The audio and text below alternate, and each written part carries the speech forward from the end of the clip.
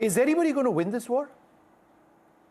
That's a great question. I think Iran is winning right now. If you ask me who's winning right now, Iran is winning. The weaker power in any struggle, whether it's a guerrilla movement or a smaller country, wins by not losing. Simply by not losing, you are winning. And Iran should have lost by now, right? Technically, they're going up against the greatest military superpower in the history of mankind, the richest country on earth, a country with nuclear weapons. Israel, also another country with nuclear weapons. So Iran is going up against two nuclear-armed military superpowers and has survived for, what are we at now? Well over 40 days. And it's a phenomenal achievement. Whatever you think of Iran or this government, most people did not expect Iran to be surviving this long.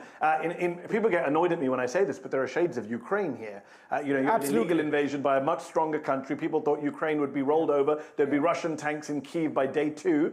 And here they are, the Ukrainians still surviving today with a lot of external Western support. Iran surviving with much less external support, a little bit of Chinese, Russian support, but is surviving. And I remind people all the time, Iran-Iraq war was 8 years long. The Iranians survived for 8 years against Saddam Hussein, his chemical weapons, his support from France, Germany, the UK, the US. And Ayatollah Khomeini very reluctantly signed a ceasefire deal in 1988 after they'd lost, what, 500,000 Iranians? So the idea that Iran was going to roll over in week 1 or month 1 of this war was complete ignorance of history. But unfortunately, in American policy circles, officially, people have a complete ignorance of history.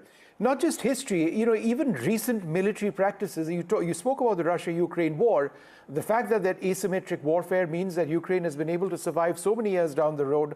The fact that Iran has thousands of drones available to it. The fact that some reports suggest that upwards of 50% of the ballistic missiles might still be available. Yes. How is America going to counter all of that, and how long are they going to do it? Because in terms of the number of surface-to-air missiles which do exist, whether it's for the GCC nations, Israel, or for the United States, the number of new missiles available are less than 2% of what they're consuming on a daily basis. So it's not going to work out in terms of numbers.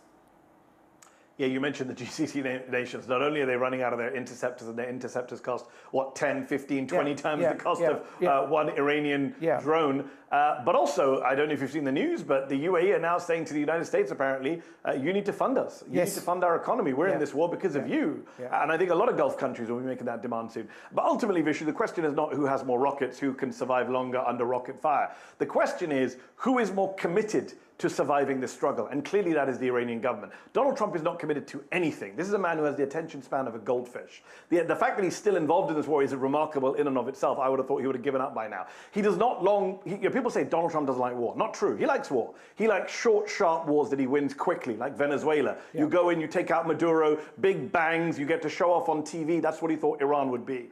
He didn't expect a protracted conflict in the Middle East. He's always claimed to have been opposed to quagmires in the Middle East, to the Iraq war, etc. I mean, he lied, he supported the Iraq war, but he's always claimed to be opposed to such interventions. And here we are in a war that is no signs of finishing anytime soon. The Iranians have refused to roll over.